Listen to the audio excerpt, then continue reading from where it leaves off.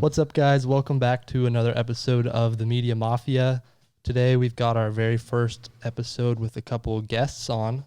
So we've got Jake Taylor and Stephen Thiel, two young entrepreneurs like ourselves, and we're excited to dig into a little bit about what they do. Some Amazon stuff, college stuff, maybe some app development. They've been working on a new app. So first off, let's just talk about how you guys got started with app development. Why'd you start? So real quick, I'm Jake. Currently computer science major at OSU. I got about one more semester. Me and Steve have actually known each other for quite a while now, since first grade or so. And anyway, so long story short, we were getting ready to graduate high school and go into college, and we were looking for something else to kind of side hustle on. And it just so happened that we were both interested in app development. And so we kind of, over that first summer after high school, learned how to program and do some design stuff, and then really kind of just taught ourselves through the process using a lot of like online resources, YouTube tutorials and that kind of thing to try and get like a first learning project out there and done. Yeah. So I'll let Steve talk a little bit about the design process. I do more of the coding kind of side. In that summer, though, we also did a lot of dumb stuff. Like we, we definitely did that stereotypical thing where we were like, what can our T-shirt look like before we even started? Yeah. So I didn't know that. I didn't know you guys just did it and learned on your own. Yeah. Yeah. There's a lot of trial and error. We actually did a programming class in high school, if you remember that. Yeah, I do. So, yeah, in high school, that was like where I actually, when I was in middle school, kind of got, Keep that mic up there, I'll remember. Yeah. In middle school, I got introduced to programming for iOS stuff. And after that, I kind of drifted off because it was like, I was so young, it was hard. So I kind of drifted off of that. And then in high school, we did a class. I don't know if we were in the same class, but eventually I think we got introduced that we were both interested in it through Bumbaugh, our teacher. And he was a good teacher, specifically in math, but yeah, he was also so good at I kind of remember, like, again, me and Steve were really good friends all the way up through school. We just never really realized that we were both interested in a lot of the same sorts of things, like, business, entrepreneurship, and specifically app development. Mm-hmm. So yeah, Bumbaugh was the one having these conversations with us. And again, he was our computer teacher who also helped a lot of the students out with math.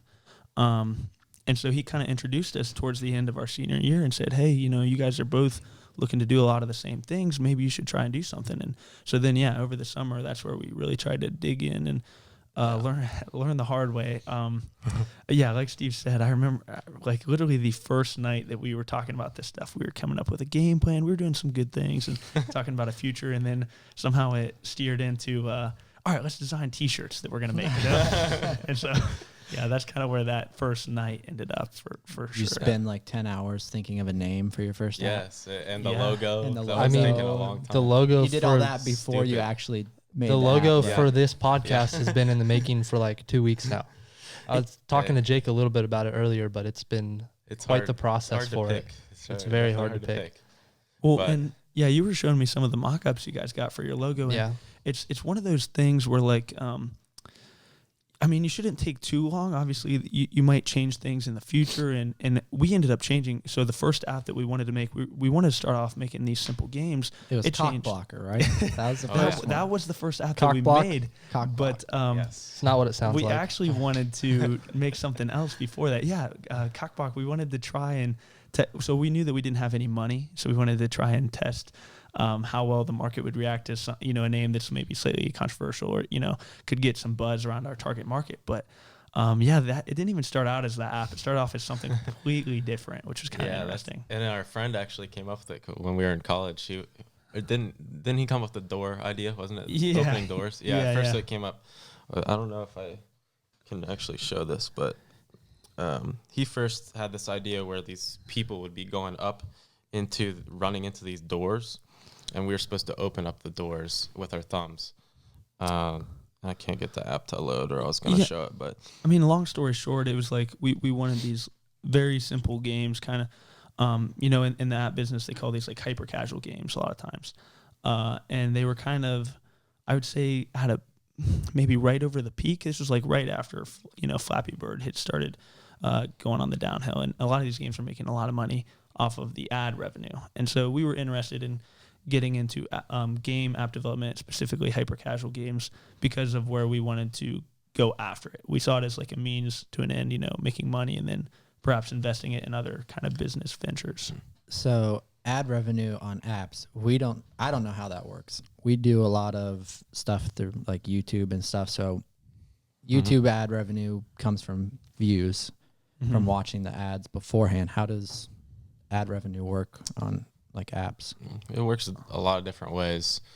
There's different platforms you can use for revenue. So, I mean, we were picking a couple different companies, and what you do with some of these companies is you can integrate an API from their platform, and then they automatically serve ads on your app for you. And then you have any other ones? Yeah. So, I mean, like these companies, you can go to these, third-party services and say, hey, I want you to advertise my app on your service. Or you can go to them and, like Steve said, put their API in your app and say, all right, take all the apps that you advertise for and advertise in our app. And they'll pay you to do that. But generally speaking, there's different sorts of like advertisements. There's, banner ads, which is generally that small little advertisement at the bottom of the app. Interstitial, which is kind of like a pop-up. And really in the game kind of development community, the video ads have kind of become a big thing, specifically like reward ads. So maybe you didn't do as hot as you wanted to on a level. All right, watch this video and you get an extra life. Oh, gotcha. Yeah. And so they'll pay you different amounts based on how many people view you or view that ad, specifically how many people click that ad, and maybe if they download the ad. Different sorts of numbers like that. It varies depending on which third-party company you're using, how many downloads your app has, lots of different factors like that. Interesting. It's all stuff that I have no idea. It's way over my pay grade.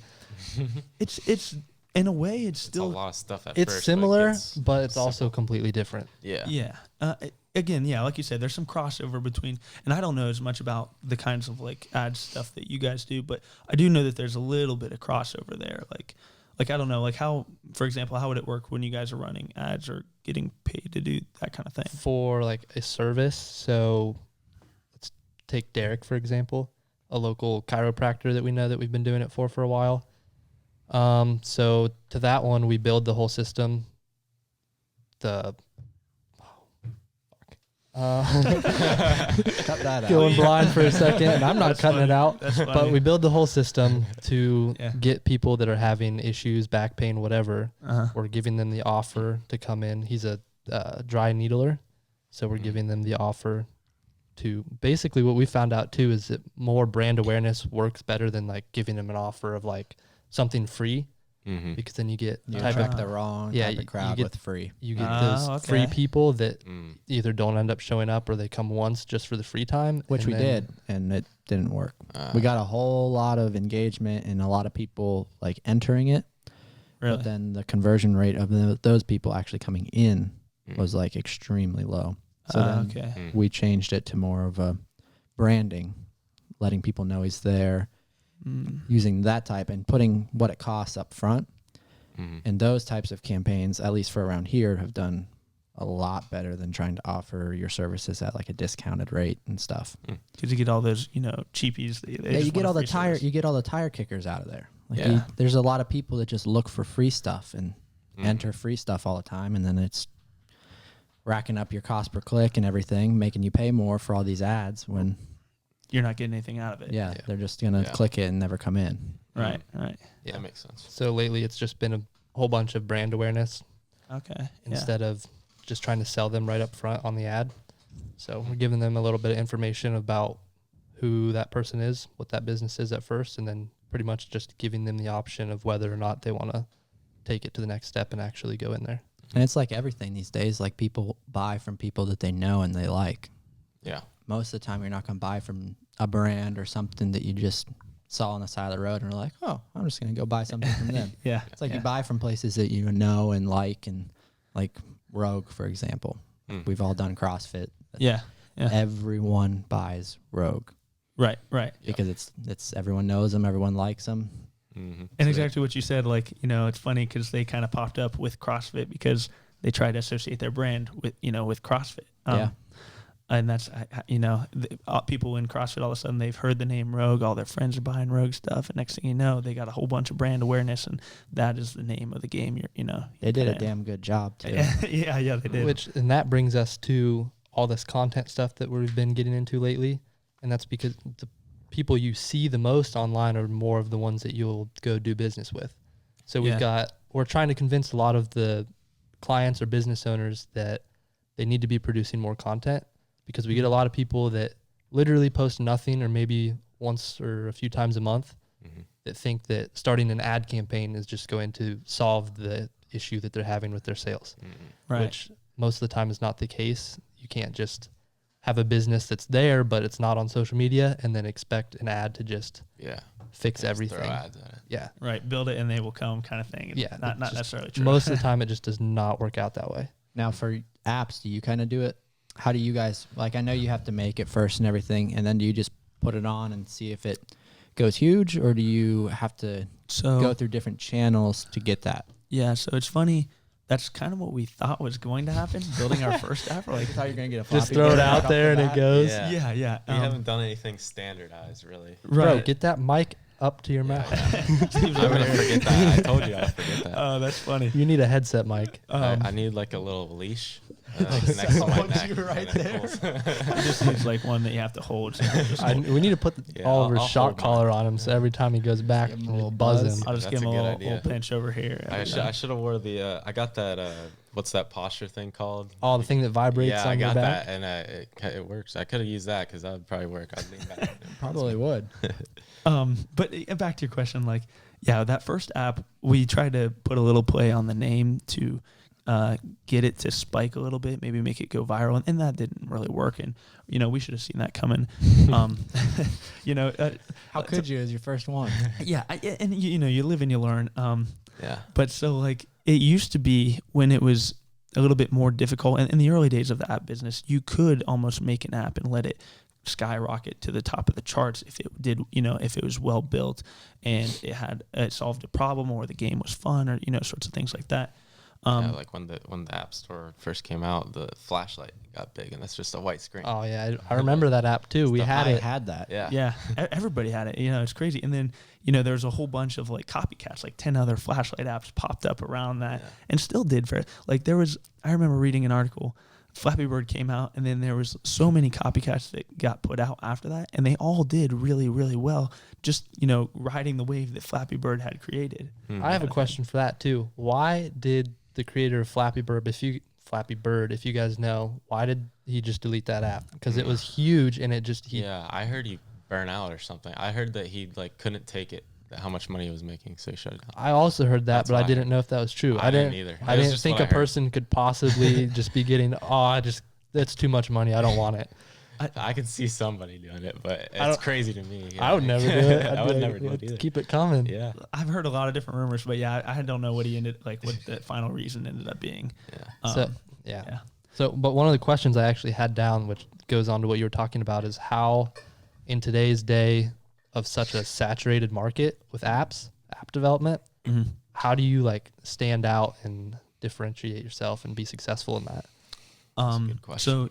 So we were working on after we did our first kind of game, and it kind of flopped, which was expected, we went off and we created a couple of smaller games so we could learn the development process a little bit more, and just kind of threw them out on the App Store just to kind of test and see if maybe they could do well. And of course they didn't, because we didn't put any advertising or anything like that into it. And then we started developing our a little bit of a bigger game that we called Flip, and it's a decently well-made game. There's certain people that really like the game. We use metrics and stuff, and it's kind of cool to see, because there's people around the world that use the app. I saw that there's one guy in Japan, and he had like a 2-hour-long session on our app, which is kind of is You interesting. can track sessions? I didn't know you could do that. Yeah. We track everything. We use I should have known that, because you can track everything and everything else. But no, we can't see individual names or anything like that. But maybe Steve, you can talk about some of the services we use, like Amplitude and Crashalytics. I was going to show them the name on the camera too. Oh, Oh, yeah. yeah. That's a puzzle game. But yeah, Plug that. Yeah. Flip, a puzzle game. Yeah, it's still kind of soft All launching right. it. That's a $25 plug right there. Little did you guys know, we just came to boom, boom, boom. No, so long story short, we put that on hold a little bit while we were trying to work on other app stuff. But definitely the route, and as we kind of dug in and find more research to this, there's lots of different small indie. It's called like indie developer. It's like independent game developers, small game developer companies or groups of people or individuals.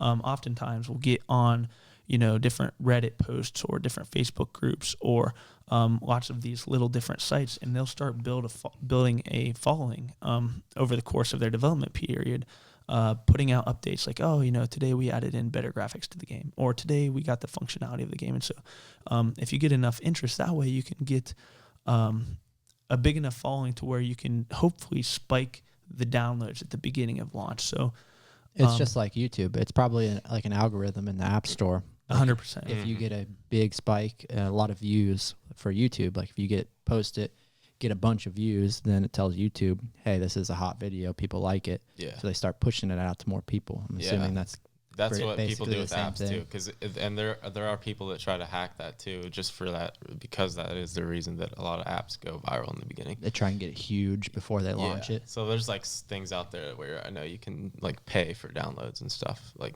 so people do try to do that to take advantage of that.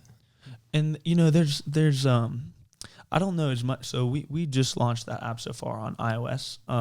I know Android and the Google Play Store is a little bit different in how their algorithm works, but It's shit. you could say, honestly, I know a lot of people that really love Android and I hate it. I mean, to each their own. I like iOS. I like all the vertical integration. I have a MacBook. I like it all. But they do. There are some things in the optimization algorithm that kind of try to deter people from doing that. Like one of the other factors is like retention. So if you get a whole bunch of people that download your app on the first day and then they all delete the app on the first day too, that's not necessarily great. That's not good. Yeah. It's the same thing with YouTube, though. Once again, going back to YouTube, it's video retention, how long people watch your video. And if they, same thing, click on, click off. Yeah. Yeah. Not good. You had a great thumbnail, but the content was not. Exactly. Clickbait. Yeah, exactly. Yeah. The title, I won $1 million on the lottery and then you won what, $100? Exactly. People do that. They lie, it's well, I mean, it used to work. And that hurts you more now because YouTube tracks your, what's it called? The time that's watched before you. The average view. Yeah, the average view time. And if it's not good, then your ranking goes way down. And that used to work, though. Like when, like, I don't know how long ago, but before it used to work. You put a clickbaity title and thumbnail and you'll get a crap ton of views and you can put whatever you want. You can put whatever you want and you'll make a bunch of money from it. And there was no way that they could do that. Now they're getting to the point where people have done it so much. Oh, they know. They have to fight against it. But now the people say, like, you got to stay around to the end of the video. I got something special for you. Which is genius. Yeah. That's a So great way to boost your video watch. Yeah. Even if it's not like that stereotype, it's like it's more natural in a way. The smart ones are doing it more natural way to get you to stay to the end. It's smart. Yeah. Stay to the end and wait. Yeah. Should have done it for this. Stay to the end. And Yeah. get to hear how Steve made $1 million when he was 19. Yeah. Just kidding. He did. Yeah, that's Stay to funny. the end. Be disappointed. You'll find out at the end if it's true or not. All right. Joke's over. We lied again, guys. But hey, I'm glad you stayed for the whole video. And then and again, another smart thing is they plug a lot of these YouTubers are starting to plug their own like sites and services and stuff that you merch. Yeah, exactly. Merch, all that kind of stuff, which is kind of what you guys were talking about earlier, which is like, you brand yourself and then maybe you use YouTube as a way to get people into your brand, or you brand yourself and get people on YouTube. Either way. Dude, YouTube is like a full-time job for a lot of people now. Yeah, it's getting up there. It's kind of like, I don't know, it's kind of scary how fast it moved. Oh, it's way bigger than TV now. People that run commercials now, not a good move. Dude, I can't even tell you the last time I watched a TV show. Yeah. If anything, it was on like Amazon Video. Not really. That's not even Netflix. TV though. I know, but what I'm saying is like shows. Like, yeah. Not really. Oh, not just really like Netflix a rerun anymore. or something. Yeah, but stuff like that. It's not ever on TV, and Yeah. most of the stuff that I watch is YouTube. Yeah. Oh no, I agree. I watch a little bit of some sports stuff on TV, but we are like my family's getting rid of Spectrum and stuff because we have like Hulu and Netflix, and Disney Plus just came out, which I think is awesome. Like, it's just kind of obsolete. You really need I it. can't believe it took them that long to come out with something. Yeah. Because they had, I don't know the actual number of how many downloads or memberships that they sold in the first 24 hours, but They it was crashed insane. the app, didn't they? It was insane. I thought I heard about some crashes. Maybe. Yeah. I heard they had so many it crashed it. That's not. Really? Yeah. I mean, Baby Yoda will do that. Dude. And isn't that crazy too? Like if you think about several years ago, none of these memes popped up because of this virality of the social media and the internet and stuff. So that's a whole science in and of itself. Is Pretty how cool. do you go viral? How do you meme your content? And there are people that are extremely good at going viral. Yeah. They have a big following to start with, but then they just there's something about them that just everything they do viral. Have you seen that Yes Theory video or any of the videos where people try to get the news to automatically capture what they're doing? Come over there and fight you, dude. Distracting my story. That's Yeah, funny. but what was it? Yes Theory. Yeah, so have you guys seen Yes Theory? Or, Yes. I like their YouTube channel, but they did this thing where they had some lookalike of Justin Bieber, and he was eating a burrito sideways like that, and they got that on the news, and everybody believed it. Oh, I'm breaking this now. Steve's having mic problems over here. Right? But yeah, I saw that, and I saw somebody pretend to be a certain rapper and stage they were cheating on their wife or something. Whoever's dating or married to Kylie Jenner. I don't know who that is. I have no idea. Yeah, I couldn't tell you. think I that's who it don't. is. I don't pay attention to the Jenners. I don't keep up, man. Nope. You don't keep up with the Jenners. Nah, dude, I just can't, man. At least the Kylie Is that a Kylie pun? Jenner at least is interesting though. Yeah, she's pretty cool. Yeah.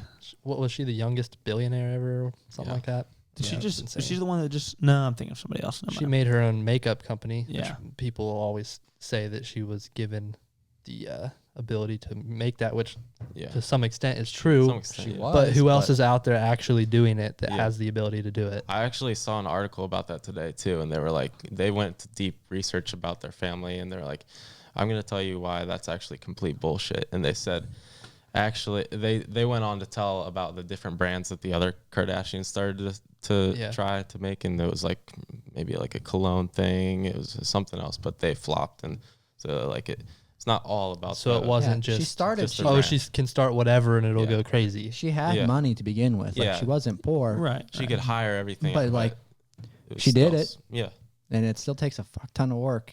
Oh, even yeah, if you got a lot of money to make a company yeah, go And big that's like that. not to bring politics in it, but it's a good example of Trump's loan from his dad of $1 million. Which, that I mean, one line.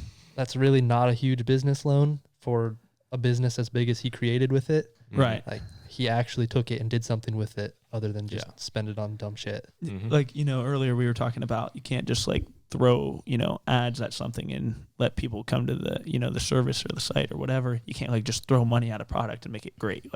You have to do all the steps, all the stages of product market fit, make sure, it's validated. Then you have to come up with, some sort of plan and launch scheme. It's a lot of stuff that you have to do. It's the same thing. A few years ago, you could just Right. throw money behind it and it could take off. Yeah. Mhm. Now it's what I was saying earlier. People buy from people they know and brands they like. If you're just, we had a client that wanted to be a brand, but did nothing to become a brand other than make products. An ad. He made Shirts an and ad. Mm-hmm. He wanted to be this big brand, never posted, never did anything about with the brand around the demographic that the brand was targeted towards. He didn't do anything and wanted to be a brand. A few years ago, probably would have worked. Now it's you're not tricking anyone and they know you're not a real brand. Yeah. You weren't here for it, but the other day we were listening to a podcast.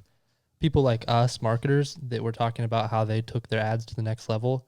And they were targeting people, demographics, by using different types of people. So whether they had blonde or brunette hair, or if they wanted to target someone that likes tattoos, they had a girl with tattoos or a guy with tattoos that has blonde or brunette hair.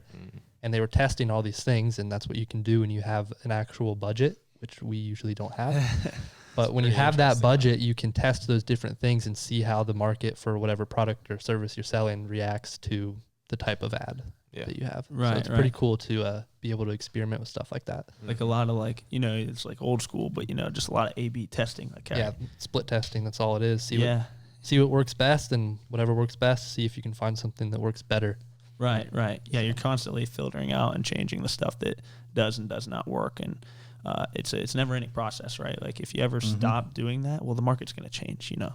Yeah, and the ads die out. Like if you get a good ad, it's not a good ad forever. Right. Something will happen. Facebook changes every day. Google, they all change all their algorithms all the time. So if you got one that's working, tomorrow it could not. So it's like never any certainty in the whole thing. And it's like you always hear like people talking about like the internet has kind of shrunk the world a lot, and it's, you know, some ways it makes it challenging for people that are advertising. Like you said, you can't just throw something out there and see if it sticks anymore. You have to have a game plan and constantly adapt and pivot. But on the other side of the spectrum, now you got a lot of different companies and products and services that have to compete. And so they're constantly having to reiterate their product and do things differently to make a better service and stuff like that. So as a consumer, it's really kind of a nice like feeling, I guess, if you want to put it that way. Yeah, constant innovation. Right. Everything, all these different brands, because there's, I mean, no matter like what business you go into, I'm assuming everything's saturated. Mm-hmm. So either you have to have a better product, or you're going to have better customer service, which is good for us consumers either way. Yeah. Oh, exactly. 100%. Like, you know, if you're the only, I don't even know, like shoe seller in a small town or a city or whatever, 20 or 30 years ago, you probably rule the market. But, you know, now people can go online and assholes like Steve that sell stuff on Amazon. Yeah, this guy, man, what's he up to? Again, there's just lots more competition. And exactly, I'm sure Steve knows a lot about that, trying to compete with other different types of Amazon sellers and stores. And, you know, I don't know, maybe you want to talk a little bit about that whole kind of... Yeah, I think that's what a lot of people don't understand about Amazon, and that it's becoming more common now, but a lot of the stuff on there, most of it isn't actually sold by Amazon itself. Yeah. It's purchased by other people and sold by them through Amazon and fulfilled by Amazon. Yeah. Right. So, Yeah, a lot of people don't know that. They don't have any clue about that. Yeah. That these kids are making a shitload of money selling on Amazon from their house. Yeah, and it can literally be anyone. Yeah. Yeah. Yeah, that's cool. And then until Amazon sees it selling well, and then they'll get on it and they'll be like, it's mine now. Yeah, I heard you guys have some experience with that. Yeah. You want to dive into that a little bit? Yeah, sure. So my first wholesale store, I mean, I've been doing drop shipping, a lot of that stuff for a while, and then I wanted to get into wholesale. That's kind of like... So talk about what is wholesale. Wholesale. And drop shipping. We've got a lot of people that probably have no idea. Okay, so I'll just tell the basics. So drop shipping is when you don't have any inventory and your customer buys something from you. You ship it directly from your supplier, and it goes directly to the customer, and you never touch the inventory. Is that good enough explanation, you think? Yeah. So wholesale is a little different in the sense you still don't have to touch the inventory necessarily. You can. There's different ways to fulfill it, but the basics of wholesale would be like you buy a product in bulk. Say it'd be scissors, which is the product that I buy. You buy a bunch of scissors. You import it to your warehouse, which could be your house. It could be a fulfillment warehouse. It could be your own warehouse. Then from there, you prep it. It gets shipped to Amazon, and then it's sold. So with the products that I bought on the first wholesale store that I did, I bought a large batch of scissors, which was kind of a mistake in the beginning because I wasn't experienced enough with wholesale to be buying big bulk inventory sets yet. So I bought those sets of scissors, another set of scissors, and batteries. And the batteries were selling well. But the scissors, they were also competing with Amazon, which if you have a new store, which the store that we were using was new, it's kind of hard to compete against Amazon. You have to get reviews and... So what he means by competing with Amazon is you have the same scissors that Amazon is selling. Yeah. And when you look at a listing for like these scissors, it's sold by Amazon and for like it's Steve's store. So they're both selling. Yeah. And so whoever has the lowest price gets the Yeah, sales. they right? rotate through however many sellers there are for each product. Yeah, and it's different. So yeah, if you guys are on Amazon and you see down below the price, there's a little thing that says like new and used usually, and it says like 9 or there's a number. If you click that, it'll pop up and there's a list of sellers. And those could be anyone. That could be me. It could be your neighbor. It could be Amazon for one. It'll say Amazon. If it's not Amazon, then it's some random store name. And so you can actually buy from those people if you click on them. Now, if you don't do that, if you never look at that, you're buying from what's called the buy box. And that's just if you go to Amazon, like any product, you click buy now, and that's the buy box. And whoever's in that buy box is who wins the sale. And what Blake just said about the rotating, that's each seller rotates in and out of that buy box position.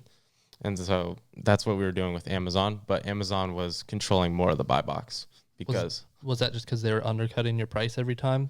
they did. You? They did some of that, but even when we were matching their price, they were still they were not giving us the chance to take the buy box with that new store because it didn't have any traction. So they want you to. Amazon's really strict now. I mean, they suspend people left and right. If you're a new seller, that's how Facebook is too. Yeah, with ads. Yeah. Okay, I didn't know that. It's very bad about that. Really? Yeah, but go ahead, keep going. But yeah, so forget what I was saying. So about the buy box and Amazon. Yeah, so Amazon was controlling more of the buy box, just simply because we were a new store, and the new stores, they don't really give a chance. You have to get reviews and get sales in your account and all kinds of stuff like that before they start basically like trusting you, and then you get more weight in the buy box share. So how did you learn all this stuff with Amazon? Did you have a mentor or anything? Yeah, I mean, I definitely, like when I started with drop shipping, I learned from a bunch of different people, which was actually one of the mistakes that I did, because it's like trying to listen to everyone all at once. And I was just like reading, I was watching YouTube videos, I was meeting with different people. I was like listening to all these different strategies, and that was more when I was doing Shopify. But when I got to Amazon, I had somebody that helped me, and they really kind of kickstarted what I was doing. And then I just took it from there, and I scaled that up, and then I moved into wholesale. But it was like a lot of, and the wholesale stuff, yeah, I definitely had people help me with that too. Somebody I work with is definitely a really big mentor to me on this, all this stuff. But yeah, it's a lot of internet research too.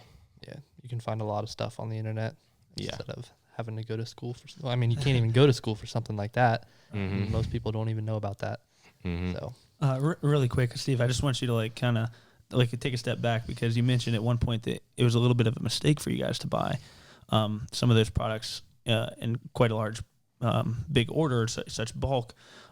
Maybe some people might not understand why that was such a mistake. And yeah, why. what happened with that? Yeah, I've heard about it, but Yeah, so we just went all into this order on the 3 products, like I told you earlier. It was one set of scissors, another set of scissors, and then batteries. And the reason that I said it was a mistake was because typically, well, first of all, we had a new store, so that's the first mistake. Don't buy a lot of inventory when you have a brand new store and compete against Amazon. Two bad things. But didn't you know that to begin with? I didn't really, because some people will say, I was hearing a lot of different information, and it's really kind of like a secret algorithm that you can't really tell if you're going to be good selling against Amazon or not. And sometimes it really depends on a product. I might get on another product right now and I might sell against Amazon fine, but that's why it's so hard to know. But since I'm new, I just wouldn't take that risk at all. I would just buy a small test order, test it on that product. If that works out, then I would go buy more. And so, like, correct me if I'm wrong, because I don't know as much as you do about this kind of thing. But kind of like what we were talking about earlier. If you have the budget, you want to test a lot of different little products and then maybe go with a product that does well, especially as a new store, because you want to try and drive your store ranking up and boost it in the algorithm. Because if you're not getting a lot of products sold, then your ranking is not going to go up as much. Yeah, definitely. Yeah, so you need to have conversions going through your store. That's another factor that helps you grow as a store and get ranked higher and be able to take more of a buy box percentage against people like Amazon or bigger sellers. So then what happens when you have a product that doesn't sell well? What happens to all the hundreds or thousands of inventory that you have that's not selling? If it doesn't sell. Yeah, if it doesn't sell. So, I mean, we've tried different things. There's all kinds of strategies, and, I mean, it's not a one-size-fits-all thing. We've tried PPC ads, which is Amazon's version of advertising. You can also do coupons. You can lower the price. That's the first thing we tried. None of it was working against Amazon. I mean, we would even drop lower than Amazon with this product. We would be on the buy box. I even saw it, and we're not even making sales. I don't know what that's about. I think that's a secret Amazon's That's a taking. secret. Yeah, I think it's just Amazon saying, look, you don't got the buy admit box. it. That's like with Facebook ads, you're only supposed to be allowed to have like 20% text within the actual image.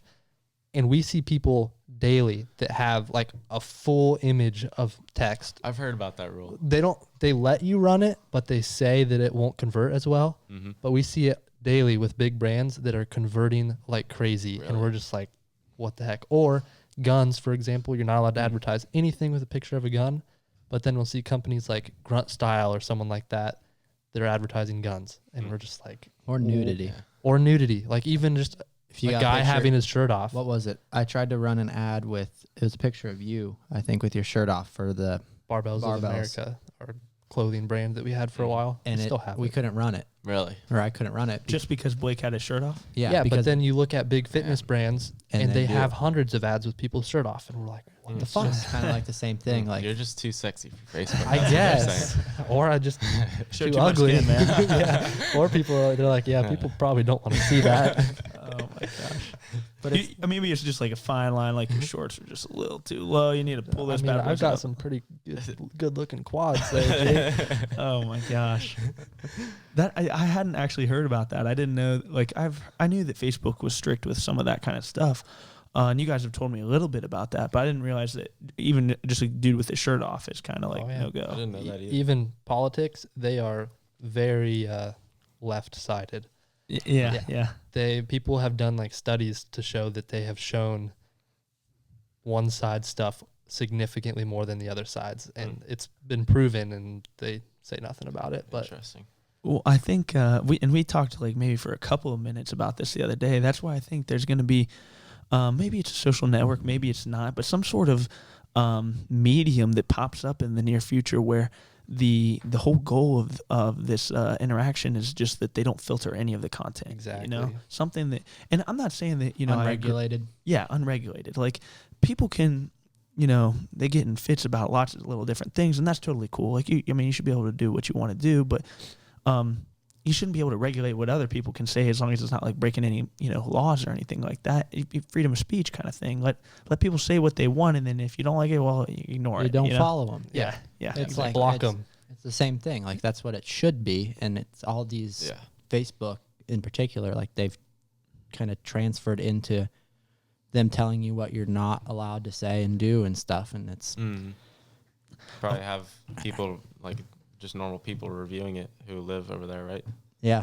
I mean, it's not Well, no, algorithm based. most is of it? it's all. I think it's all algorithm. So it's just like this is what it's supposed to do, and it finds it and says no. Okay. Well, and didn't I know don't, their algorithms were that smart yet. I don't What? know. That's pretty good. I can't hear you over there. I don't know. Yeah, that- when you're trying to get an ad approved, it's all algorithm. Oh, I don't. Yeah, I they're think just it- robots looking at it. I And then remember if the it gets text declined. thing. If it gets declined, you can like it's not challenge it. What's it called? appeal. Appeal it or something. Go for a review. And then I don't know if it's still like that, but usually if you appeal it, someone will actually look at it instead Okay. of the robot. So and see what yeah. I just remember like we all do CrossFit or whatever, and there was that one day where I was like, why can I not find like CrossFit's Facebook page? And they had deleted it, you know, because I can't remember exactly what sort of falling out they had, but it was with Facebook and you know, Facebook owns Instagram or whatever. So they had deleted their main CrossFit Facebook page and their Facebook or their Instagram page. And I just have Twitter now. Right. Exactly. Yeah. Which I understand that, you know, they have a falling out and maybe they're kind of wanting to, you know, put their money where their mouth is, but that's tough to me. That was an aggressive move. Yeah. That's pretty aggressive. I don't think I would have been on board with that, or firing like your whole entire staff. Yeah, Media he team. did that. Yeah. Glassman did that.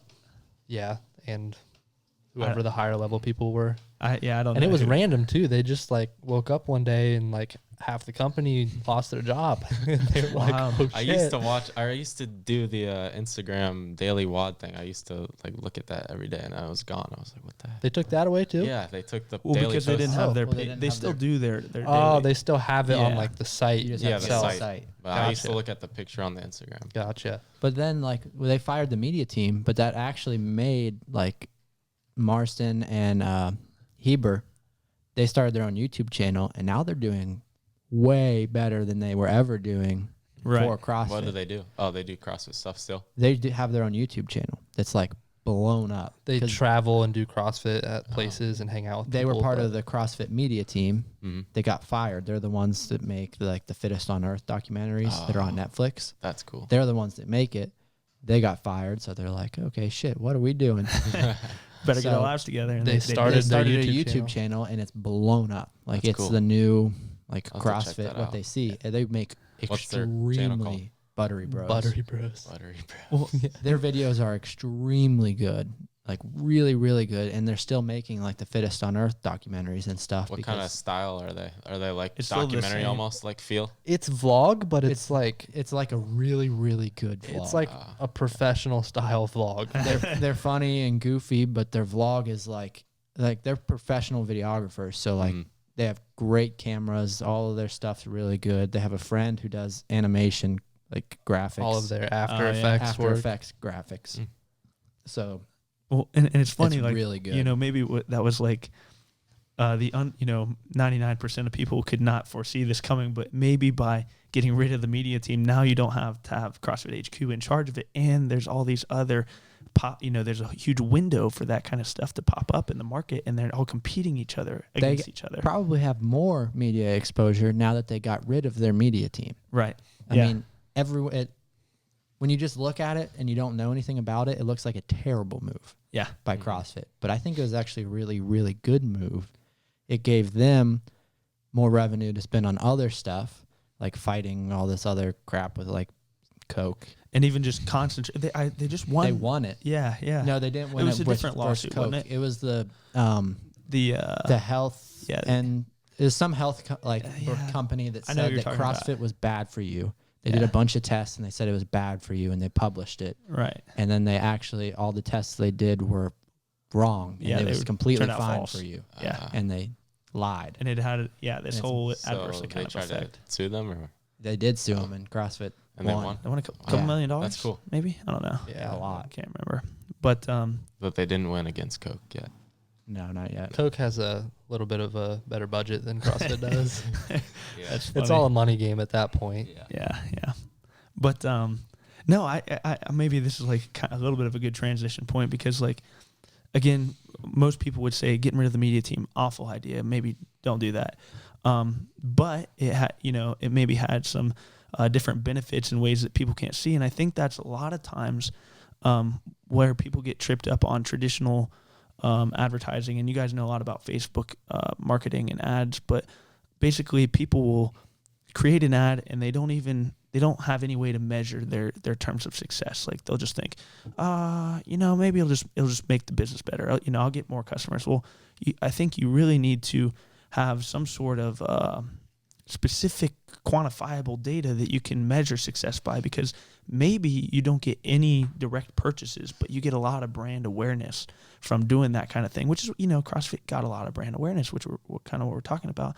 And I don't think if you really make, you know, clear-cut decisions about how you're going to be, I don't know, I keep going back to how you're going to be measured, but how it's going to be measured, then you're never going to know whether the ads were a success or, you know, not, kind of thing. do you guys know? Do you guys try to do a lot of that when you're like advertising for people? Like, do you lay out different avenues of success? Like maybe success is I want to achieve X amount of purchases, or success is I want to get this many site views, or We kind of do that from the beginning. We try and figure out what they're looking for, and then we'll run campaigns, and then we'll see what works. Some different companies are looking for leads to get, and sometimes we can run campaigns specifically to capture leads. right. Other times it doesn't work. Other times, like for the chiropractor client, those didn't work as well, so we ran branding campaign, I which see. actually turned into a great lead generating thing. So then we just did that for them, and that worked like a lead generation campaign, but it was actually more of a, hey, I'm a chiropractor near you. If you need a new chiropractor, come on in, Yeah. which worked. Because I think and again, I don't know that much about this space, but just reading different things and lots of people reviewing different things, and they're always like, well, this didn't work, and I'm like, well, maybe it didn't work for what you wanted. You should try something different, kind of thing. That brings up a really good example of that didn't work. Yeah. Recently, we had a client that said that to us. They fired us after a couple months, which we usually tell people from the beginning, wait a few months, because it's like we talked about earlier, you can't just have the first thing stick and work insanely well. But this one actually kind of did. So it was a local business. I'm not going to say who on the podcast, but he came to us and he wanted more business, and it was actually in his off season per se. So we started trying to figure out what works, what didn't, and we were trying to get leads for him. So people's name, phone number, email, and what they're interested in from him. And we were getting, in 2 months, we got him a little bit over 70 people's name, phone number, email that were interested in buying something from him. He came to us after 2 months and said, yeah, I didn't get a single person from it. And we load all of these automatically into a spreadsheet that he gets a text with the link to it after every lead and an email after every lead. So he got that text and email 72 times to be exact. Right. And he came to us and said that he didn't get a single person come through his door because of it. And we were like, how? We were just dumbfounded at first. We were like, what the heck? Like, didn't you see the spreadsheet? And he's like, can you send me the link to that? And we're like, dude, you got it like 150 times. You don't have the link? So we got on there, and apparently what we think is he had never, ever seen the spreadsheet that he kept getting texts and emails for every day that he clearly didn't click on and just simply So call, didn't text. change his mind at that point. Guess not. Like, he didn't I even. thought you were gonna say he went and deleted all the columns, so you didn't think. So you thought he was right. No, he actually Shit, he this whole accidentally time. did delete like 30 of them, and we watched him do it inside the spreadsheet. Oh, shoot. Yeah. So, but People don't basically, know. But he we just deal with stuff like that, like yeah. people that just don't want to follow up with the leads we give them and then say it doesn't work. That's what's hard in Newark. Like- we get a lot of people like that. Like that specific client kind of expected you guys to do the whole thing, and Yes. you're giving them a handful of like They leads, 70 people leads. expect us to literally just bring people in their door. Yeah, I Give see. them sales. Yeah, And they do yeah. nothing. No, That's what's- like you had 70 plus people's name, email, and phone number that wanted to buy stuff from you. All you had to do is call them, text them. Right, right. So you mainly pull in leads for them, not doing. Or you guys like you specify for each client? what That you do? one was strictly leads. He just wanted more That people. specific thing. Yeah, more customer opportunities. That's all we've done. Yeah, pretty much. Just- We bring them leads, Yeah. and then it's their job to sell them. But like, Like, you know, we're law not- of averages, even if they get a lead, like a certain percentage are almost definitely going to be buying or customer. in I the would future. love to give people sales. Yeah, Like, I would yeah. love to be able to say, all right, I'm just going to bring you in sales all day. Yeah. But it's like, if I could do that, I'd be charging a whole lot more Right, than right. what we are, because I mean, you can't guarantee that Yeah. there's sales. Yeah. So Yeah. But again, 70 opportunities of like, you know, even if you just, you know, some sort of standardized like email push to, you know, link to site, discount, that kind of deal. I see what, yeah, Yep. I get it. Or you get the case, because we track phone calls too, of the, it happens a lot, the shitty front desk person that doesn't know how to talk to people. Oh, yeah. Because we track people's calls too. Really? Some of them don't know it, but we use the number so we can listen to the calls and listen how they're doing, so that we can also track phone calls for them. And more often than not, the front desk person is more, they push people away more than they bring them in. Really? Because they don't know how to talk to people. They don't know how to like get to the next step and get them in there. Yeah. It's just, Well, and it's a skill too, right? yeah. And the it's- business owner doesn't understand that. Yeah. That They that gotta be like person, sales. It's got to Yeah. be taught. You got to teach them how to do it. Yeah. it really can't just be anyone. It's an actual skill. Someone that can sit there on the phone and get people in. And you guys know like all about these different kinds of funnels and stuff. And so like, different kind of checkpoints or whatever. Any one of those checkpoints, if it's having a rough time, you're not going to convert fully on the lead or, make the sale kind of thing. I'm kind of relating it to the app stuff. When we were making our puzzle app, we were talking to a publisher at one point, and we were looking at the funnels and stuff, and certain people were getting locked up on one specific level kind of thing. And then we could see that in the funnel, like, all right, well, we got to change something, change the tutorial or do something different to allow that. But you have to identify those kinds of points where there's an obstacle, and then obviously at least change something, even if that whatever you change it to doesn't work. Well, then you now at least know two versions of the light bulb didn't work, right? Like, Yeah. move on to the next one. Should always be changing something. Yeah. Right. Even if you got Test. something good, try Mhm. something else. You might stumble onto something that's a lot better than what you thought was good. Mm-hmm. Yeah. Same thing with everything. Definitely. Ads, probably your apps. Like you guys, obviously you built your first one, and now you're building another one, and now you're kind of moving into something Yeah. different. Yeah. Mm-hmm. within the Yeah. apps, but it's the same Yeah. type of thing. Definitely. And again, it's just, I think it's sometimes it's easy to get caught up in looking big picture and way down the road. You're like, all right, well, this is what I have to do. Well, if you skip the things that you need to do now, you're never going to get past that initial roadblock and even be able to get some sort of idea of what to do next. You have to kind of pass that point before you can build the roadmap for the future kind of Mhm. thing. And that's just, it's hard. I get it. I still kind of struggle with that a lot. Even in school, like I'm thinking, all right, well, I want to get A's best as I can. I'll do, I'll study this much. I'll make a game plan this way. Well, turns out this class doesn't really need that much study, and this class needs like way more. So, you have to be adaptable. You have to be agile. You have to move with the market, especially in like the case of you guys is advertising.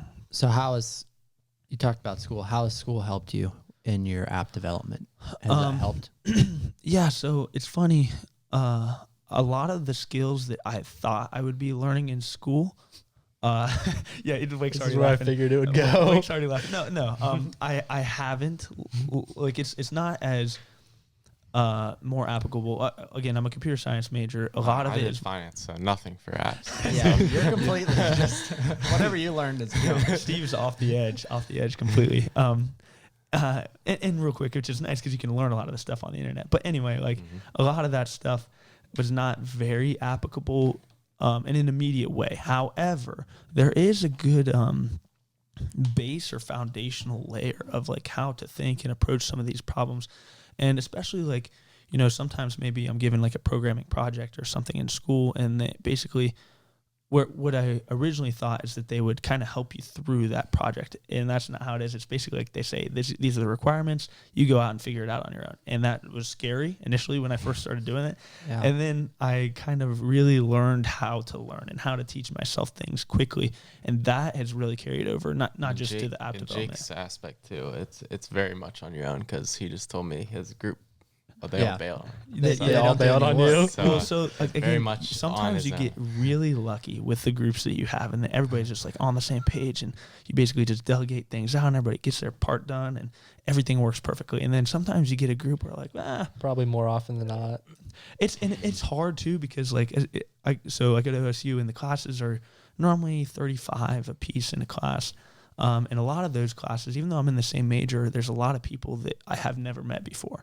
And usually, especially now with some of the later classes in my major, you're picking your groups on the very first day or the second day or something, and so you have no idea. That's very hard to judge. Yeah. I want to circle back to, you said going to school has taught you how to teach yourself.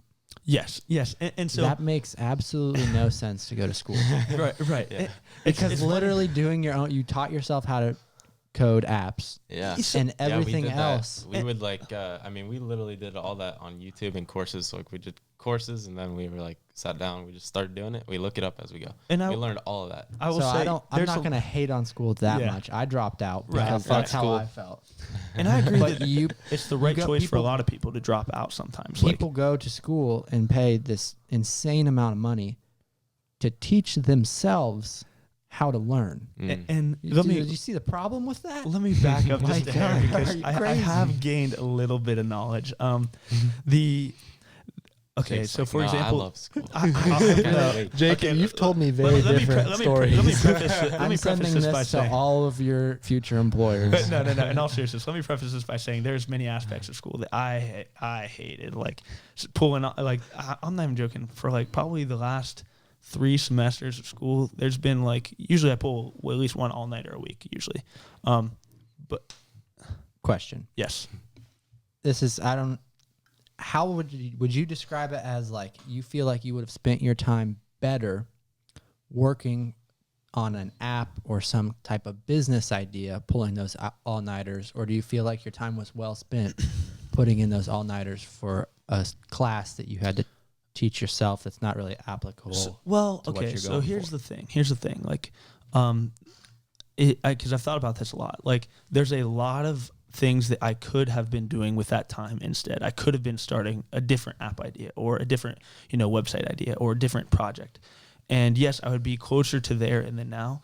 But for different, like, for example, when we first started coding our initial game, in like computer science, we always refer to, bad code as like spaghetti code or, just uncommented kind of things like that. But it was bad. It was really bad programming kind of stuff. I've learned a lot of different ways to think about things in the larger, longer term and best practices kind of thing. And again, I'm not giving enough credit. Like algorithms is kind of something that is like on your own, a little bit hard to teach yourself. I've been able to gain some of that thing. And so I think where in the short term, I definitely would have been better off if I wanted to just gain those immediate skills of building something out. I would have been better. But in the long term of like building this initial theory-based approach, like I hate math, and I am your major is basically math. It's a lot of math. You do a whole lot of math. Yeah, that's the thing that I never really realized as I was going into my major. I'm like, I'll just sit at the computer, I'll program all day, I'll learn how to do this, I'll learn how to do that. It's not as much of that. And that's where you get a lot of these pop up like programming boot camps and stuff like that, and they're great for teaching stuff that you can apply immediately, and a lot of them can help you get a job. But I think for some of the long-term, larger-scale things I want to build, this will end up paying off. And to your point, it is a little messed up the way that I worded it. Like I pay this money, go to school, and teach myself, the kind of thing. But in a way, it is backed me into a point where certain things that I've taught myself, I never would have even ventured near.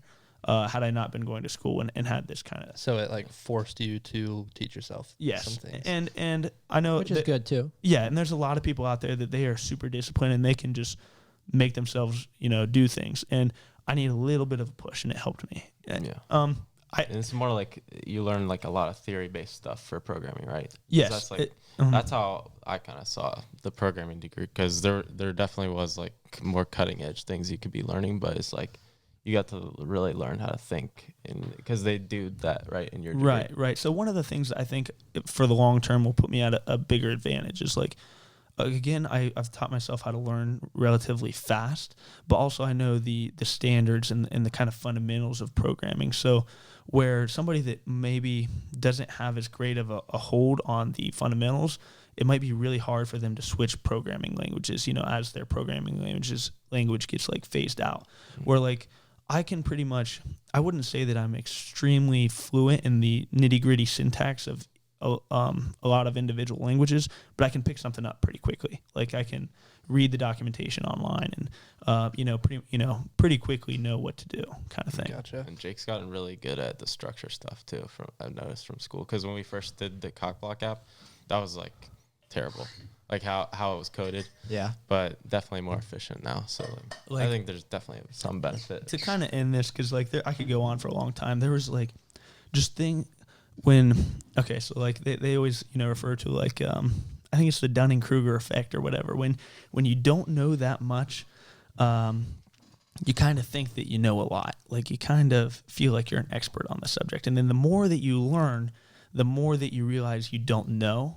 And so they kind of call that the imposter effect. So the more that you learn, you kind of think that you're not as good as what you do. I used to think, I was like, I know a pretty good amount. Like I can do this, I can teach myself a little bit. A lot of people can't even program a couple lines of code, and I'm doing this. And now that I'm further in, I realize how much stuff there is that I don't know. But at the same token, I am way better off than where I was. Like I've learned to tell myself that in pretty much everything that I do. Like, yeah.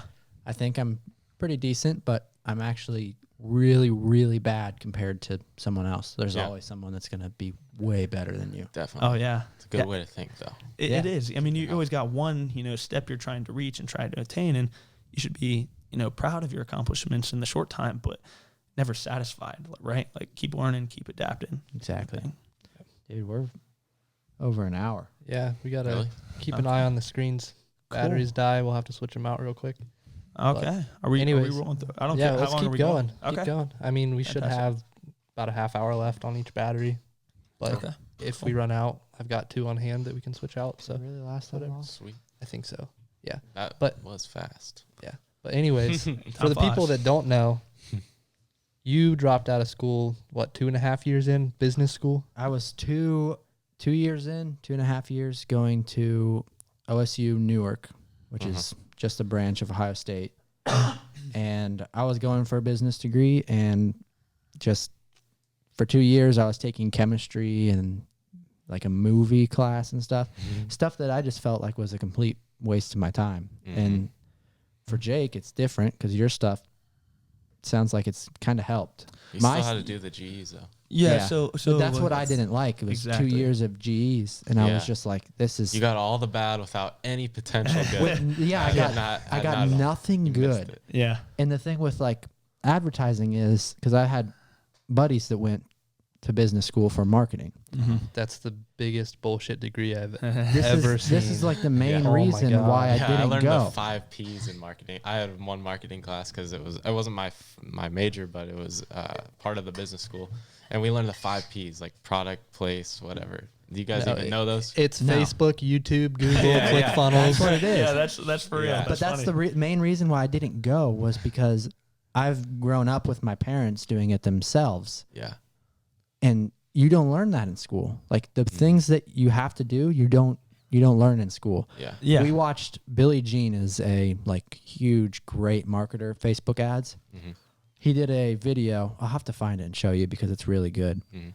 He took like 5 or 6, it might have been more, kids with marketing degrees and like put up how much like student debt they had. And they had a business and they like ran a challenge where they were trying to have them create like the best marketing plan to bring in the most customers. These kids had like $100,000 in debt, and they're telling them to go out on the sidewalk with a spin the wheel for a coupon. Oh man. And him, I can load that up on someone's website pretty quick. and him, Billie Jean, the marketer, Facebook ads, he was in there. He met the client at the same time everyone else did, set up Facebook ads and an ad campaign with the funnel and stuff, and got like a ton more than they did. And they all went to school. They had great degrees from these great schools, but they didn't learn any. Like that was just when but I was most- like, most you of know, these this kids- isn't. Right. If this is what I want to do, I'm not going to learn it there. No. And a lot of those kids just don't understand that they're being taught stuff that doesn't work anymore. Mm-hmm. They're That's the thing that gets me is like they don't know. it's Yeah. one thing like I think they there's don't. A lot of kids get into college for the first reason just because they have to. And Yeah. they don't even Yeah. know why. So then And they're not I'm- even interested to go learn on their own. I'm a which huge proponent. to I be- didn't go to school because I would have gone for the same thing that he went for, and I saw how that worked out for him, and I've learned a crazy amount in the past year and a half at home learning from what my parents do. Mhm. So I'm a huge proponent of not going to school if you just don't know what you want to do just Yeah. to get a degree. right. Go out there for a year or two, work, find out what you love or hate. I found out pretty quick that I hated working a real job, Mhm. so I had to quit that. And that's like I watched a really good Gary Vee snippet today where he was talking about people that just go to school to get a degree to fall back on just in case what they want to do doesn't work. Mm-hmm. And he made the good point that more and more companies and even massive tech companies aren't requiring a degree anymore. Right. And it's like, yeah, there's what certain he's- degrees now. yeah. Like, I think like marketing, like computer science. Uh-huh. Those are two off Well, the top the of thing my is, head. it's not like we didn't go to school. Yeah. It's like Yeah. we went, but we didn't get a degree. Like the amount of hours that I have from online courses would probably be close to about the same amount of time that I would spend at school. yeah. Right. Like right. it's not like I just dropped out and said, "All right, I'm doing it." Like Mm-hmm. luckily, I had my parents that my dad is constantly learning too because that's what we have to do. Right. Right. So we get to watch all of those courses from people that are the best in the industry doing this. So we, instead of getting some old professor that's been teaching the same thing for 40 years, I get the guy who's doing it, making a ton of money doing it, teaching us what they're doing, getting like the cutting edge Yeah. marketing campaigns and stuff like that, which I feel is much better, More Yeah. applicable. more like, applicable than, Oh yeah. Like, I mean, like, Especially for industries like marketing. yeah, it and- just makes more sense. and especially like marketing and like how we've been talking about, the market changes so fast that you're not going to be able to like, if you're thinking about like back to macroeconomics and microeconomics and all that stuff, you're not going to go out and graph out all these different sorts of like formulas and stuff. You're going to try something, see if it works. If it doesn't, all right, try something different. Like it's like trial and error, trial and error, trial and error. There's just, I'm not saying that, maybe some bigger companies don't have people that do that for them, but the large majority of us don't need that, and it's not as helpful, right? Like I do think that there is a place for certain degrees depending on what you want to do, as Yeah, there is. Obviously, medical field. obviously, right, That's yeah. We're not arguing against that at all. right. Yeah, if you want to be a lawyer, if you're There's certain things you got to, and some people like school. Some, like, if that's your thing, yeah, if you don't want to deal with being an entrepreneur, having to find your own money, do that type of stuff, there's nothing wrong with that. Yeah. right, That's just- exactly. Me Still, and us sometimes. personally, if I need more money, I'm going to go find more money. I'm going to go make it. Yeah. I don't want to work. Well, basically, the main reason is I don't want to work forever. Yeah. And I don't want to work my ass off and get paid for my Dude. time. One Yeah. of my best friends from high school, his dad works for a big company. I'm not going to name names, but just a story. They recently got relocated to Arizona, and he's been working at this company for a long time, and he's getting pretty close to retirement. And he just got a notice from them.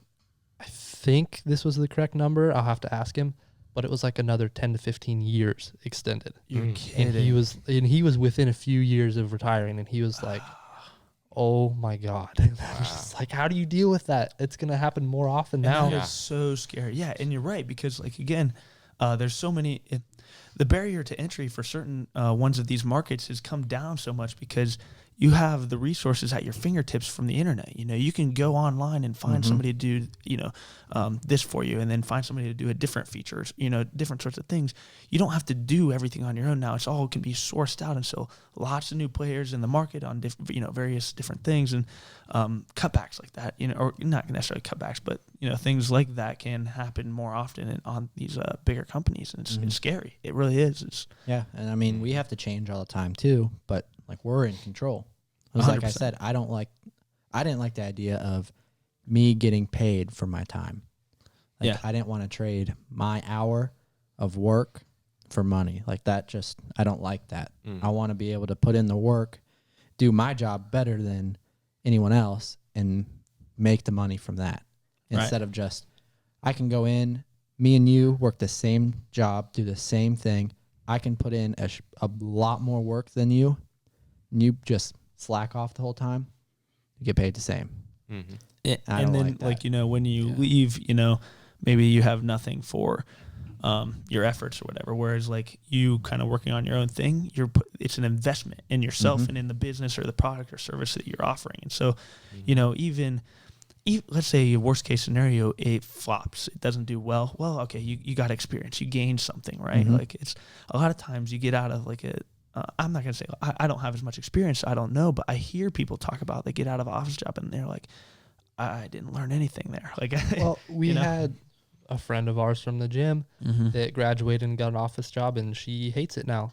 Yeah. She realized really quick that it sucks. Yeah. Like working the same thing, doing the same thing every single day for the same time every single day. Yeah. But there are some Sucks. people that's what they want. Yeah, Definitely. that's cool. Some people want that, like, Definitely. Yeah, get closer. I Right. can't hear you, dude. some people want that safety net. And I mean, it's not for everyone doing your own business and do your own thing, but Right. Yeah, and I think there's like, a growing percentage of the population, like younger people like us, that maybe they've seen how it pans out for some people. Maybe like, for example, they extended, 10, 15 years or whatever. It's just so detrimental, or at least it seems so surreal that like it couldn't happen to the older generation, and like now it's like, well, that could happen to me. Maybe I got to figure out some sort of side hustle or something that can. Yeah. I think every Takes that person push. should have a side hustle. Yeah. Like, Something, if you got a yeah. regular job, what's the hurt to start a side hustle? Yeah. Yeah. Learn it. You got extra time. You got extra money. Learn it. Mhm. And then Yeah. in a year or so, it could be your main job. Mhm. That, or you could only make $500 a month. That pays off your car payment. Right. Yeah. Like, I think everyone should try it, Yeah. whether it be If they're complaining, then yeah. whether it be Amazon or Shopify, anything like that. Start a side hustle and It's just so easy now. yeah. I mean, there's tons and tons of YouTube videos on how to do all this stuff. If you need extra money, go make some extra money. Like, it's Yeah. easiest right now to go make extra money. It's like photography. We've gotten into like the content creation stuff now. Mm-hmm. Just go out and take pictures, go take videos, post them, get some people liking your stuff. All you got to do is be good at it and post it. You got to be Or at least practice it, right? I mean, we've taught ourselves how to do everything. I've been doing gym edits. I don't know if you guys have seen them in photos for my friend for free. Like, I've been doing it just so that I can teach myself how to do it. I needed someone to practice on, and he was there. and So, we've had no experience before that no. with photography or anything, but Right. we learned. We watched a lot of videos on how to do stuff and how to set it up and this and that. But it's like, now we know how. That's Yeah. another skill that we've learned that we can, if we want, push that and go out and get Yeah. clients with that. Go out and make a few $100s extra a month. I think a lot of people probably just don't start because they see like people that have gotten that far, or that like now you're at this point, and they see that as like, it's gonna take so Oh, long. he's already there. Yeah. Whatever. And they're like, Yeah. that's like discouraging to a lot of people Yeah. too. Like That's true. you try to, like people compare themselves to how other people do. And they're like, I couldn't do that right now. Well, no, you couldn't do that right now, but give yourself some time and put some effort into it. And the cool thing about it is a lot of times these side hustles or these side skills that you're picking up, you get interested and invested in these, and it turns out to be kind of fun. Like, you're developing yourself. I think it's really mentally healthy. Like a lot of times people just, they look at something and they're like, I'm just, I would never be able to do that. It is really cool to be able to look at something that you used to think was never possible, and now you're like, all right, well, I'm chipping away at it bit by bit. Yeah, it's kinda cool to look back at apps too. Just in that point. Look 'cause where you came from. Yeah. The It's same, like, we like, didn't know anything about them a and long time ago. you probably look at it and you're like, oh my. You look at the That is structure of cock block, and you're like, Yeah. ugh, that looks It's the bad. same. It's the same thing with pictures and videos and Yeah. stuff, or like copywriting. You look Yeah. back at stuff and you're just like, "What the fuck was I doing?" We used to be the type that But would that's push. good. If you get to that point, that means you're Yeah. making progress. Right, and that's Yeah. so cool to see, because you don't It is see cool. it day by day, right? Like, but Yeah. you look back at it. Even the name, like Cockblock, like looking back on it, that was never going to work. No, that was just not going to work. But we really thought. I'm still convinced it might. Maybe we actually took it off the App Store because we didn't want Yeah. it to Show look bad. all this exposure you're gonna get here. Oh yeah. Oh shoot, man! We haven't told you how much it costs to be on the podcast yet. Oh gosh, I thought I was charging you, man. What's up with Oh that? shit. Oh my gosh, Yeah, we thought we were getting paid to be here. what's up with that? Something, You're man. just getting the free clout. Food, pizza. I thought there was. What the Oh, heck? we're pizza? ordering Oh, pizza no soon. pizza. All right, I bud. got Emmy on that. Oh heck yeah, Oh, you did? Yeah. that's Cool. funny. But yeah. But yeah, it's just like, and again, we're all into the fitness thing. Like I really like people taking progress pictures of themselves, because it's a good way to keep them motivated. A lot of times, especially, people are so focused on the scale. They're like, all right, I weighed the same today as I did a month ago. Well, yeah, maybe, but maybe you lost fat and gained muscle and you look totally different, but you didn't take any progress pictures to know, right? Yeah. You don't You notice change so slowly. Exactly. You don't notice at all, but maybe you see friends you haven't seen in a while, and they're like, "Whoa, you really like? What are you doing to your diet? What do you are you working out every day?" And it's just nice to be able to motivate yourself sometimes, because it does get hard at points, and the ability to kind of take pride in that and keep moving forward is learned over time, I think. Mm-hmm. So, yeah. I don't know. Next topic. Next topic. Okay. Let's see if we got any more. I don't really. We kind of covered everything, Sweet. but I don't know. I got a good question. Send it. If Is this you- a bad question? No, it's Looks just like kind of from like your a, demeanor. like Okay, a yeah. ending question. Okay. If you could have dinner with 3 people, one of them's dead, Oh, shoot. who would you have dinner with? Okay. So Steve. 2 are alive and one's dead. Well, just anyone in the world. Anyone Like, in the world, and you get one Okay, dead guy. and one dead. yeah, one dead that's gal. not alive anymore. It's like like that. you could The the wild people that card. you could talk to, Ah. and you get to just get to talk to them over dinner. Okay. Interesting. Give me like a hot second. You guys want to hit yours while I think? All right. This is a question Hold for- on. I gotta think. I need to have all 3 prepared before I fire away. Okay. Yeah, I okay. only have one. Okay. Here, I'll start I'm off not even like sure if it's that. I've that one's real- my one either. I love to follow like The Rock on Instagram and stuff, because that man, he just Oh, seems like yeah, he's a good one. works so hard and he loves every bit of it. It just seems like he is pursuing personal growth on every aspect of his life, right? Like, and he used to do some of the athletic stuff, and he just found out, all right, I need to pivot, I need to do something different, and he does. He doesn't complain about it. He just goes out and he just does it, puts in the work and does it. And so I think just the ability to pull some of his like wisdom and experience over coffee or lunch or something would be fantastic. That's one guy. All right, next guy. I am just blown away, and I've told you guys this a lot, and I know a lot of other people are as well, by just the mind of Elon Musk. You Like, asshole! I had that one. That was mine too. but see, it just goes to show you how All right, interesting of a speak guy. for all of us, Jake. I don't know how interesting of a guy he is. Like, again, where he started, and he didn't complain about anything. He just went out, learned it. He works however many hours a week. I don't even know, 70, 80 hour work weeks or whatever. A lot. Yeah. And just continuously is pursuing greatness, and he the thing that I think like shows that the best is that he wants something done in the world. He just goes out, hey, new company. Does it. Yeah. Yeah. And that he's to me awesome. is like, when they were producing the Model 3, he was sleeping on the floor of the factory. He actually Saw that. he works with his company. He's not just hands off. He is there doing it too. that is like that that Yeah. is so He's crazy a very to good me. model for his employees. Yeah. I don't know. That is crazy to me. His work effort and like you said, as he is a role model kind of thing. Yeah. And then I gotta pick like a dead person, man. Can we circle back to me? Can we Sure. come back? All right, Steve. Okay. Well, my dead person first off the bat was gonna be Steve Jobs. Because he got the same name as you. So, Yeah, that's mostly why. I didn't really think of a whole speech like Jake did about my guy. Just feel the same name. No, but I mean, I would definitely love to hear like just his mindset about everything he started and like how far he's come. He has a lot of experience, so yeah, definitely a good guy to talk to. You got another alive guy other than Elon?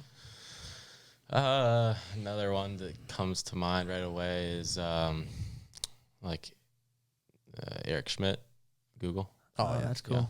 I would definitely like to talk to a Google guy for sure. We read his Yeah. book too. How Google works. Yeah, how Google works. Yeah. That's like one of my favorite books. I love that. And Google's like one of my favorite companies, so I would definitely love to talk. Pretty cool company. Yeah, I mean, just like Innovative. It's definitely innovative. I would like to have a tour of their server room. Have you ever seen a picture of that? No. It's Huh. insane. I have not. Yeah, it's crazy. I would like to have dinner with Gary Vee, I think. Oh yeah. I see all the stuff all the time, and I know what he would say to me, but I think it would just hit home a little bit harder to have him sitting right across from me Yeah. telling me what to do. It would for sure. Yeah, And that's like I funny know exactly what he's gonna say. He's gonna call me out for whatever I'm not doing. Yeah. You're what? How old are you? 19. You're 19. You would just start on the spiel. You're not You're being like, patient. You're for only every 19. You have 20 more years to figure it out. I'm like, But I like that. Like again, you think you know what he's gonna say, but you're just looking for a little bit of that, like confirmation kind of. yeah, I think it would just hit home pretty hard if it was right in front of me. Yeah.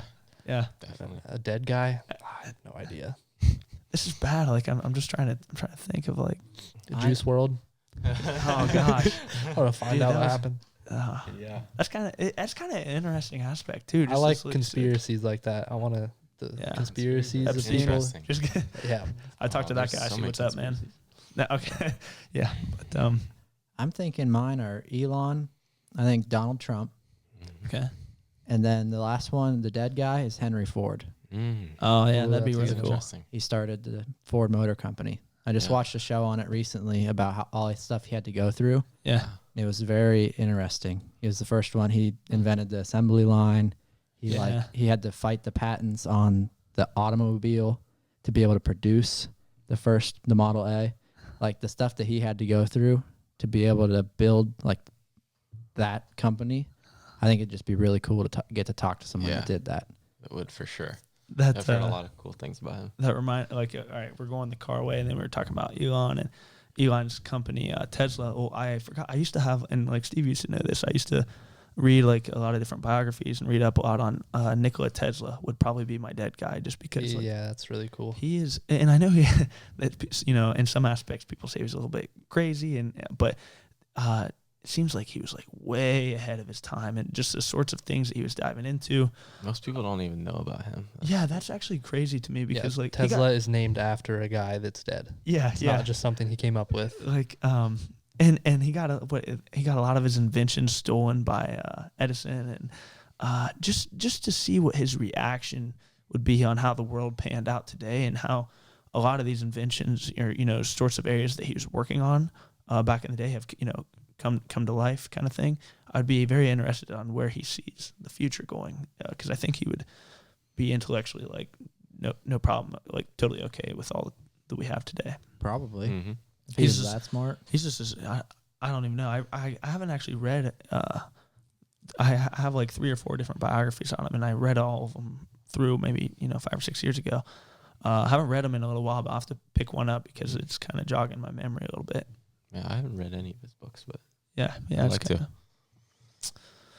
How do you keep that hat so white? I Stephen White hat. Buy a new one every Do you time really? it's dirty. No, I literally in my closet I have a stack of them. I was gonna say, especially after like New Year's last year, I was like, "There's no way that hat is white anymore." oh my gosh. Yeah, I've had hats that I probably went through 3 now. Yeah, so I do have a I always backup wonder. stash. Stephen White You hat. wash them in the washing machine. That's a secret sometimes. Dishwasher. Yeah. Yep. The dishwasher. Sorry, not the washing machine. Yeah.